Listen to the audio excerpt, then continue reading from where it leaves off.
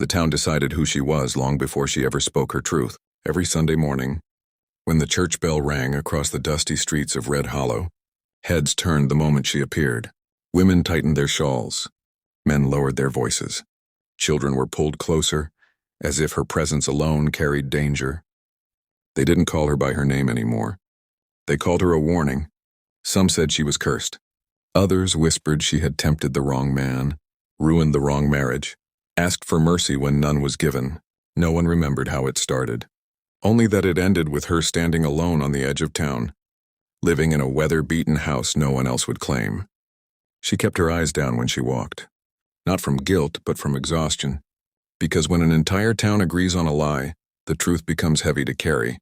Every shop door closed just a second too early when she approached. Every conversation ended mid-sentence. Even the preacher avoided meeting her gaze, as if compassion itself might stain his reputation. And still, she stayed, because running would mean admitting they were right. One evening, as the sun bled red across the plains, she stood outside the general store, waiting longer than she should have. The owner finally stepped out, sack in hand, and dropped it on the ground without a word, like feeding a stray. That was when she heard boots. Slow, steady, unhurried, a man she didn't recognize dismounted across the street. Dust clung to his coat, and the look in his eyes suggested he'd seen too much land and too little kindness. He watched the exchange without blinking. The store owner froze. "You got a problem?" the man asked calmly. The owner muttered something about trouble and disappeared inside. Silence stretched between them. She picked up the sack, hands trembling, not from fear but from humiliation. When she turned, the man was still there, hat tipped slightly, eyes not judging. "Just seeing. You don't look like what they say you are," he said. She almost laughed, almost cried. "That makes one of us," she replied. He nodded once, as if confirming something he already knew. "My name's Cole," he said. "I just bought the old ranch west of the river." Her breath caught. Everyone knew that land. No one stayed there long. "Best get used to the town," she warned softly. "They don't forget." Cole looked past her, at the church, the saloon, the people watching from behind windows. "Good," he said. "Neither do I." She didn't know it yet.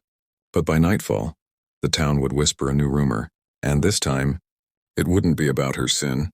It would be about the rancher who dared to stand beside it. By morning, the whispers had already grown teeth. They followed her through the street like dust in the wind. Some said the rancher had been warned. Others claimed he didn't know her past. A few insisted he'd regret it by sundown. Cole didn't care. He rode into town just after noon, reins loose in his hands. Posture calm. The kind of calm that unsettles men who rely on noise and numbers. He stopped his horse in front of the saloon where the loudest voices gathered. She watched from across the road, heart pounding, every instinct begging her to disappear before she ruined another life. The sheriff stepped out first. "This don't concern you, rancher." Cole dismounted slowly. "Funny thing is," he said evenly, "it does." A man from the crowd spat into the dirt. "That woman's trouble." Cole turned then, not angry, not loud, and just certain. "No," he said. "What you've done to her is—" The crowd shifted. Men glanced at one another, waiting for someone else to speak first. That was how this town worked. Courage borrowed, never owned.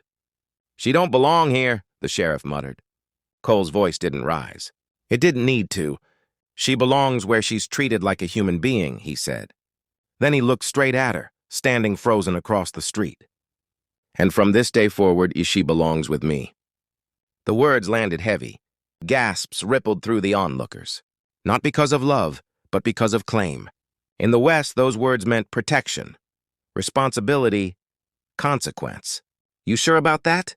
the sheriff asked. Cole nodded once. "I've never been more sure of anything." She crossed the street on legs that barely held her. When she stopped beside him, the town saw something it never had before. Her standing tall, not hiding, not shrinking, chosen. That night, she sat on the porch of the old ranch house, stars stretching endlessly above her. The wind carried the smell of sage and freedom. For the first time in years, the silence didn't hurt. "They won't stop," she said quietly. Cole leaned against the rail. "I'm not asking them to." She studied his face, weathered, steady, unafraid. "Why?" she asked. "Why me?" He took a moment before answering. "Because I know what it's like," he said, "to be judged by a story someone else told." The town never apologized, but over time they watched. They watched her laughter return. They watched her work the land. They watched the ranch prosper where others failed. And slowly the whispers lost their power, because the truth has a way of surviving when just one person is brave enough to stand beside it. They had branded her a sin, but history would remember her differently, as the woman who was finally seen, and the rancher who dared to say, "She's mine."